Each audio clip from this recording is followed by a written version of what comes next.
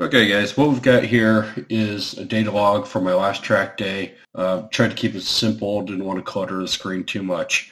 So I've got the car launched at a 200 shot of nitrous right out of the hole. It comes on about 3,600 RPMs and then it turns off at 8,500 RPMs. We've got a single nozzle plumbed into the intake right behind the MAF sensor, so it's post MAF sensor on a 35 shot jet, and that comes on roughly 6,300 RPMs and turns off at 8,500 RPMs. So what we've got here, right there, we got me sitting on the trans brake, boom, release the button, start coming up at RPMs. Here's our airflow. Airflow comes up and it starts climbing with the RPMs. Pretty typical. Now, right here, nitrous kit turns off right there, 8,500 RPMs. And this is what I want to show you. When that kit comes off, we pick up roughly 7 pounds of airflow.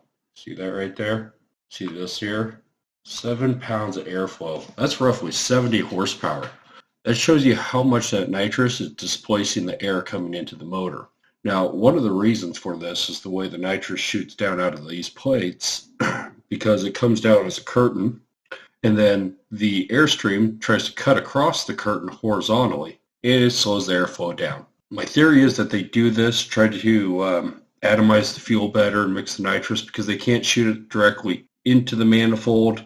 It's not going to distribute right, so it's got to come down as a curtain. Okay, here's the other data log I wanted to show you. Now, this is from yesterday. Pilled up the vehicle a little bit different. So I've got a 200 shot of nitrous coming on right on the hit. This is from a roll. And then I've got it also coming off at 8,500 RPMs, both the first stage and second stage of nitrous. The difference is I have a 75 shot in the single nozzle versus a 30 as in the other data log. Now, one thing to note, and I don't have the temperature up here, but the air quality condition was inferior on this test versus what we had on that previous data log. So right here, it's got me rolling into it. Airflow comes up, and you can see right here, this is roughly where that second stage of nitrous comes into play, right there. You can see it start having an impact on that airflow. Everything's a little bit delayed. I've got a lot of PIDs that I'm data logging.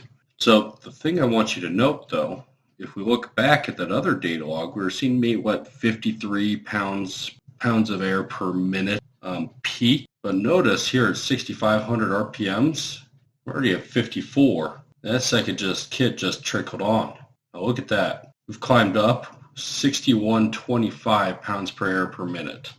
Now, my fuel trims were roughly 4% off on this, so we need to take 4% off that. But we're still looking at roughly 7 pounds of natural clean air coming through that intake manifold just by adding that single nozzle and increasing that jet size on that single nozzle.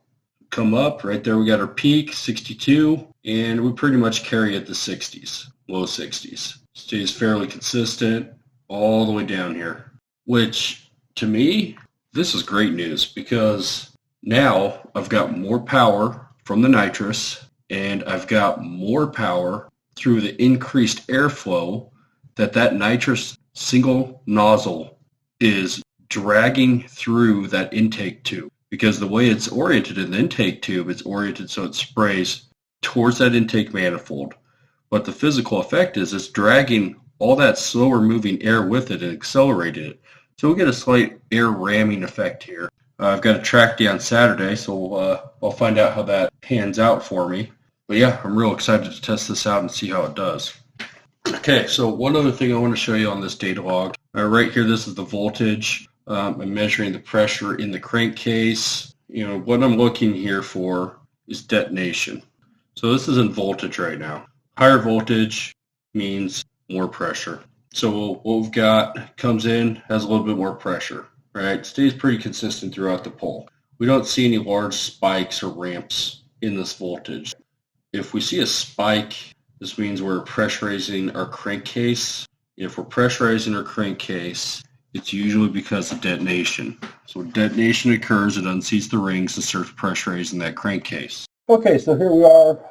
I'm in the HPTuners. I've got opened two different tunes. One's a comparison file, and then the other one's just the master file that I'm working on. Now, one tune is for a 275 shot, as we tested the other day. The other tune is for my previous 235 shot. Now, what I've got open here is the mass airflow transfer, and what we've got is a period over here on the left, and I'll explain that here in a minute. And then we have our airflow in pounds per minute on the right-hand column. Now, the new mass airflow sensors in the 2011 plus Mustangs are digital, so they use frequency. Now, what a period is, and the way they derive that number is fairly straightforward. You literally take 1 million and they divide it by whatever that frequency is for that reading, and then over on the right-hand side, that corresponds to that amount of air moved through that sensor. Don't get too caught up in periods. What I want to focus on are these values here in the airflow column. Now, from about 6,000 RPMs to 8,500 RPMs, this is the period range that my Mustang operates in. So it's operating in 114 to 123 range right there. Now, right now I've got opened the 275 shot, okay?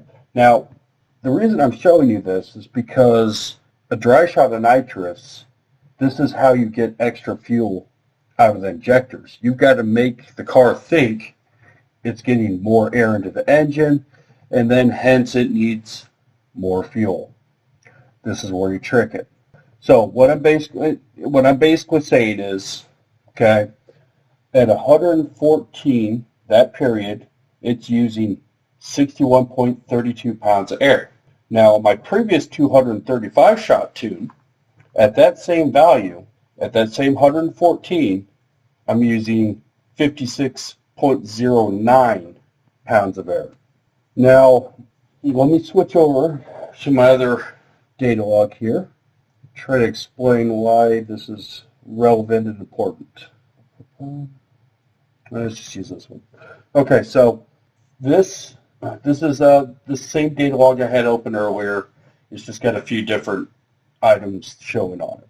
Now, you can see the periods up here, right? So there's our 123, and there's our 114 on the period right here on this top right there. See that? So this is the primary range the motor's operating in. Now, I want you to note the pounds of air at 8,500 RPMs, okay? So 5360 is what we're reading. Now I'm going to switch over to my other data log here. And this is the data log from the 275 horsepower shot. And it's just a little bit different format than some other data logs I've got in my video, but it's actually the same 275 horsepower test data log. Colors and the scaling's a little bit different, so don't let that confuse you. All right, so I'm going to go up. I'm going to go to as close to 8,500 RPMs as I can get, and I'm not going to get there. At 8,300 RPMs, this is reading 61.66. What's the difference of that? That's the difference of 61.66 minus 53.60. 8.06 pounds of air. That's a lot of air. Granted, it's not a direct comparison. I'm 200 RPMs off, but, for this example, it's going to be good enough. But you just can't look at these two data logs. And the reason is because we cheated it with a dry shot. And the details are hidden in that calibration work that I was showing you a minute ago. So back on the calibration. So right now I've got opened up the airflow for the 235 shot. And you see there I'm at period 114, and we've got 56.09, okay? That period. Now I'm going to switch over, and I'm going to go to my 275 shot tune right there. And here we are. So at the same period, we're reading 6132. Okay, so what I'm showing here, I'm showing a little Excel spreadsheet I looked at to try to summarize So the numbers are slightly different because I lined everything up at 8,300 RPM. So over here on the left-hand side, this is what's in the tube. So we've got our periods, and then we've got the column or the row right next to that particular period with the pounds per minute of airflow. You can see that right there in the corresponding shot of nitrous. Okay, there's our difference in air per minute right there. Then over here, I have the difference between the two data logs. Now, I find this interesting because this could very well be impacted by atmospheric conditions, but with the 275 shot test being in worse air conditions, I think we're getting a little bit of a ramming effect. So this is the difference between the two values. So right here, that value and that value, 1.15, and roughly every pound of air per minute coming through the intake is roughly 8 or 10 horse.